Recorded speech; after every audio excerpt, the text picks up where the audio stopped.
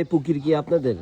হ্যাঁ, এই যে এটা তো মাটি দিয়া ঘর। মানে আপনার লোকে থাকতে থাকতে পুকুর করে লাইছি, পুকুর করে লাইছি আর কি।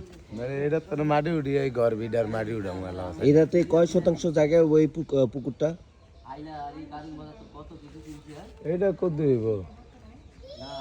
এটা হইব 6 শতাংশ। এটা ছোট, সামনেরটা বড়। 6 শতাংশ না, আরো বেশি হবো তো ভাই, কি বলেন? পুকুরটা তো অনেক বড়, মানে পাহাড়টা প্রথম কাটছে 6 শতাংশ হিসাব করে অনেক ভাঙ্গা চুরা বড় হয়েছে না অনেক। ও বুঝতে, মানে যখন ভাঙছেন তখন 6 শতাংশ ছিল। এটাও কি আপনাদের পুকুর? হ্যাঁ, এটা অঙ্গ একলা।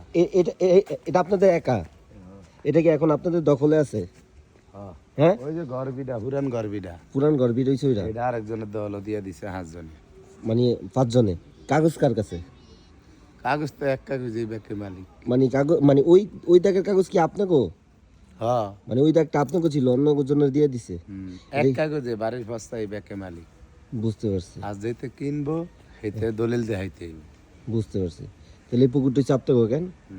এটা মানে যখন কাটছিলেন তখন 6 শতাংশ, এখন তো মোটামুটি 12 শতাংশ হয়ে গেছে। 10-12 উপরে হইব। 10-12-র উপরে হয়ে যাবে।